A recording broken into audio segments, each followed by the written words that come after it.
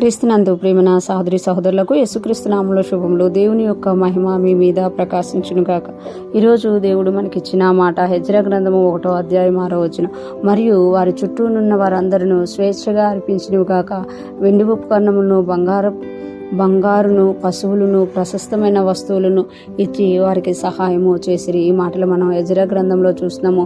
ఎప్పుడైతే కోరేషు పరిపాలనలో ఇశ్రాయేలుకు విడుదల కలిగిందో, కోరేషు రాజు ఇచ్చినవే కాకుండా చాలామంది వారి చుట్టూ ఉన్న వారందరూ కూడా స్వేచ్ఛగా అర్పించారంట. అంటే కొన్ని అర్పణలు వాళ్ళు స్వేచ్ఛగా ఇష్టంగా ఇచ్చారన్నమాట. ఇన్ని సంవత్సరాలు వీళ్ళు కావల్లో ఉన్నందుకు దేవుడు వారికి విడుదల కలగచేశారని ఇష్టంగా యెరూషలేము మందిరం కట్టడానికి స్వేచ్ఛగా అర్పించారంట చాలామంది. అవే కాక వెండి ఉపకరణములను బంగారును పశువులను ప్రశస్తమైన వస్తువులను ఇచ్చి వారికి సహాయం చేశారు. వెండి వస్తువులంట వెండి ఉపకరణములు బంగారును పశువులను అంటే ఎవరికి ఏది ఇవ్వగలరో అవి ఇచ్చారంట. ప్రశస్త వస్తువులను ఇచ్చి వారికి సహాయం చేశారు. ఎందుకు అనంటే యెరూషలేములో మందిరం కట్టబడాలని.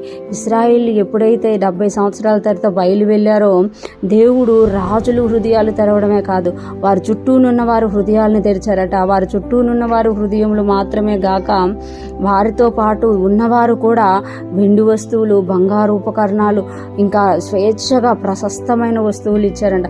అవన్నీ కూడా ఒక పెద్ద సమూహముగా పెద్ద అర్పణగా ఈ ఎజ్రా చేతకు అప్పగింపబడినట్లుగా మనము ఇక్కడ చూస్తున్నాం అన్నట్టు. ఎప్పుడైతే అవన్నీ పట్టుకొని వాళ్ళు బయలుదేరారో దేవుని మందిరం కట్టడానికి వారికి సహాయం చేసిన వారు కూడా లేపబడ్డారంట. దేవుని రాజ్య సువార్త విషయంలో, దేవుని పని విషయంలో దేవుడు సహాయకులు లేపుతారు, దేవుడు రాజుల హృదయాలు తిప్పుతారు అని ఇక్కడ మనం కోరేషు విషయంలోను హెజ్రా గారి విషయంలోను చూసినట్ట.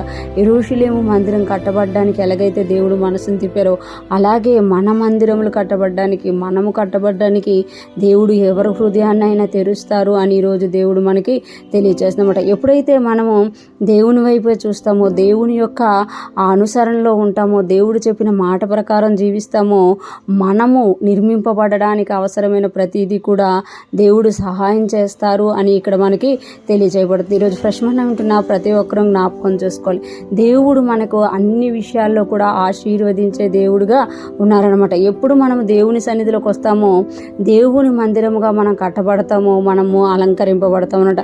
ఇశ్రాయేలీలు చెరలో నుండి విడుదల పొందుకున్నప్పుడు ఎలాగైతే దేవుడు వారికి అందరి సహాయం అందేటట్టు, రాజుల సహాయం, చుట్టూ ఉన్నవారి సహాయం, అనేక మంది సహాయం అందేటట్టు చేశారో అలాగే మనలకు కూడా దేవుడు సహాయం చేసే దేవుడుగా ఉన్నారు అని దేవుడు మనకి తెలియచేస్తున్నారు. మనము దేవుని సహాయం పొందుకొని మనము నిర్మింపబడ్డమే కాకుండా ఇతరులను కూడా నిర్మించే వారంగా అనేక మందికి సహాయం చేసేవారిగా ఉందుముగాక.